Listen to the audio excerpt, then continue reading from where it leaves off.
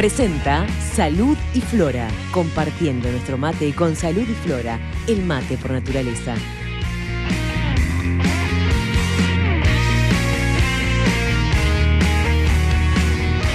Veíamos a los bomberos trabajando ayer, como lo veíamos trabajando en el incendio de la fábrica de productos químicos en la zona de Barros Blancos. Veíamos también a los móviles de prensa muy cerca del trabajo de los bomberos. Pero bueno, los periodistas vamos y nos retiramos al cabo de un rato, mayor o menor, y los bomberos a veces pueden pasar algunos días trabajando en un incendio forestal, por ejemplo. Y en el caso de la fábrica de productos químicos de Barros Blancos, ¿hubo algún momento donde la situación pudo haber derivado en algo realmente peor, comprometiendo vidas incluso de bomberos? Sí, los primeros momentos donde se dieron las explosiones de los contenedores, en ese momento la situación, inclusive el personal de bomberos que llegó en primera respuesta, se replegó, dado la velocidad de propagación que llegaba y los riesgos de explosiones que tenían. Decimos que es un incendio en el que se trabajó con todos los recursos tecnológicos para poder hacer una aproximación segura y demás, pero hubo una instancia hasta que se logró el combate se logró verificar que todas las válvulas de alivio de presión de los contenedores se habían activado. Esos primeros momentos de ataque al fuego fueron de incertidumbre. Si no sabíamos que pudiera explosionar, no teníamos la certeza de que no fuera a explosionar otro de esos contenedores. Era una explosión que es difícil de explicar la magnitud que tuvo.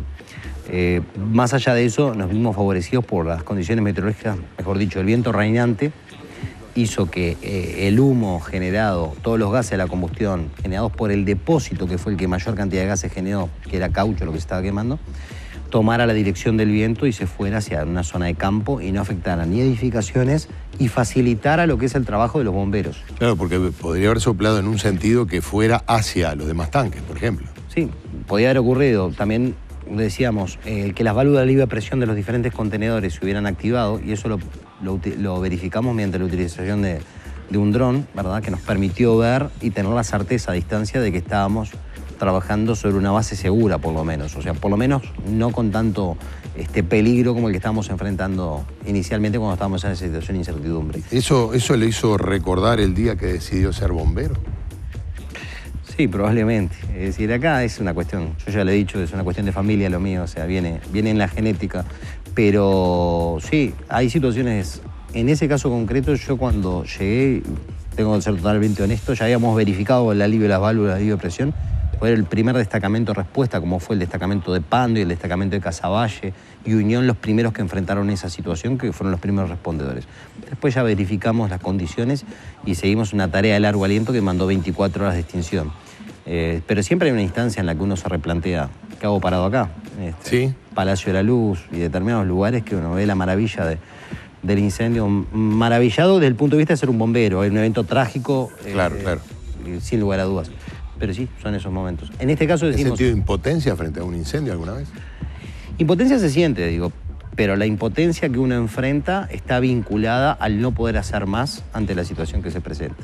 Es decir, son pocos los casos que uno puede sentir impotencia, porque uno está abocado a la tarea, al trabajo, que no hay tiempo a parar, y eso lo vive cada uno de los 1.700 compañeros que tengo. No hay tiempo a parar y pensar si lo podríamos hacer de otra forma mejor. Estamos trabajando y seguimos. Después claro, hay que hacer lo que se puede hacer.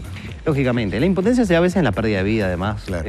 Lo hemos sentido alguna vez cuando no se puede llegar, pero hay que entender que el destino ya estaba escrito antes que llegáramos nosotros.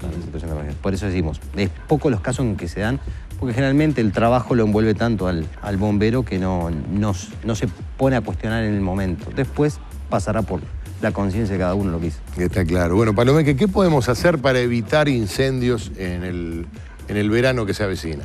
Si por mí fuera, aunque me quedaría sin trabajo, eliminar el fuego. Claro. Pero la realidad marca que lo que tenemos que hacer es un manejo seguro del fuego. En primer lugar, todos... Del fuego y del material combustible. No, sin lugar a dudas. Digo, nosotros hablamos que el material combustible está presente en todos lados. Claro. Por eso digo. En primer lugar, decir, el manejo seguro del fuego, cuando se utilice fuego a cielo abierto para la cocción de alimentos, tener en cuenta que sea en un lugar seguro, libre de todo material combustible y mantener algún elemento de extinción próximo. llámese balde con agua, manguera, además. Claro, el fuego que hacemos tenemos que poder controlarlo nosotros mismos, en primer lugar. Sin lugar a dudas. Estamos hablando en un parrillero siempre. Evitar los fuegos a nivel de piso. Si se fuera a hacer obligatoriamente a nivel de piso, porque es una zona descampada además y no existe el parrillero, limpiar 5 metros a la redonda realmente de todo material combustible, pero llevarlo hasta nivel del suelo mineral. Es decir, ni siquiera hojarascas, demás. No simplemente basta con limpiar el pasto en la vuelta, sino llegar al nivel del suelo mineral. Con respecto al uso de la pirotecnia, que se viene ahora en las actividades, evitar el uso de la misma, sobre todo la que es de proyección horizontal, en zonas donde hay vegetación intensa, llámese montes y demás, y fundamentalmente en la zona de costa. Siempre utilizarla sobre superficies sólidas e incombustibles, para decir, pisos de hormigón, baldosas y demás, y asegurarla y seguir las recomendaciones del fabricante. En lo que respecta a la quema de materiales, de residuos, llámese poda, raleo, demás, todo lo que utilizamos, lo que es el pasto posterior al corte, demás, evitarlo. O sea, no evitarlo, está prohibido realmente. Pero en esta instancia particular que vimos... Está prohibida la quema del corte del pasto. La quema de todo tipo de material. Juntamos pinocha de todo el año y lo que decimos, nada, no se puede quemar. Nada. Decimos, está prohibida la realización de fuegos a cielo abierto, cualquiera fuera su naturaleza o destino.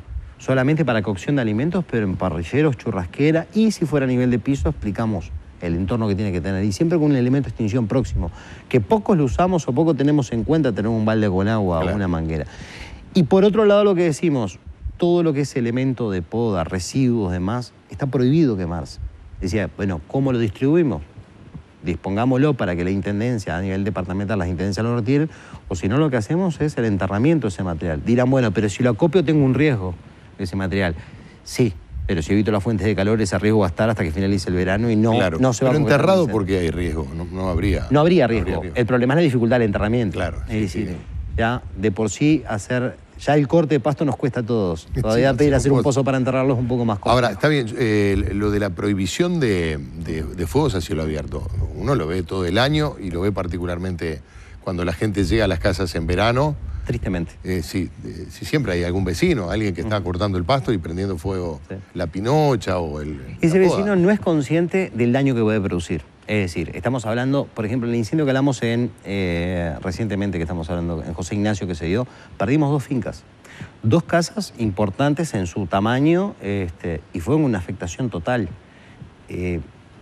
La problemática que estaban insertas son de material combustible, piedra y encima madera y techo de quincho, en una zona totalmente rodeada de material combustible vegetal, todo monte y acacias a unos pocos metros. Es imposible para cualquier medio de respuesta poder salvar esa casa en el caso de un incendio. Y eso lo genera cualquier fuente de calor, inclusive una pequeña quema de pastos. O sea que el daño que puede generar un vecino al hacer eso, ¿cómo lo prevenimos? Hablando con el vecino en primera instancia. No lo hagas antes que lo haga. Y si lo hace, lamentablemente él está atentando contra no solamente la vida de todos los vecinos, sino que también está atentando contra todo el entorno. De modo que perfectamente podemos decirle, mira, que vamos a denunciar o avisarle a las autoridades que estás haciendo una quema. Nosotros lo que decimos es avisar, hablar con el vecino, no lo hagas, y si lo concreta, bajo esa típica frase, no va a pasar nada, denunciamos. Cumplimos con avisarle que no lo hiciera y después denunciarlo, de modo tal de intimarlo, hacer la extinción, intimarlo, y sabemos que ante la reincidencia ya hay un pase a la justicia de la persona. No buscamos que la gente sea penada, lo que buscamos es que termine con ese acto de inconsciencia, que genera pérdidas millonarias para el Estado, pero fundamentalmente corta con las vacaciones de muchas personas, sin lugar a dudas. O sea, sí, aunque no haya tragedias personales, desatar un incendio o ser víctima de un incendio puede generar una realidad muy traumática. Destroza todo un entorno. Además, donde cuesta muchos años la recuperación, y eso no se tiene en cuenta, sin tener en cuenta la pérdida del punto de vista ecológico, de flora y de fauna que hay allí. Bueno, hablando de flora y fauna, la yerba Salud y Flora, por acompañarnos para usted.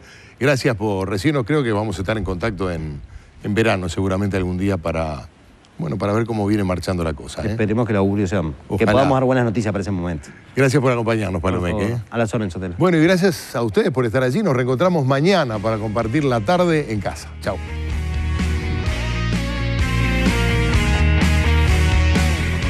Presentó Salud y Flora, la compuesta de los uruguayos. Salud y Flora, el mate por naturaleza.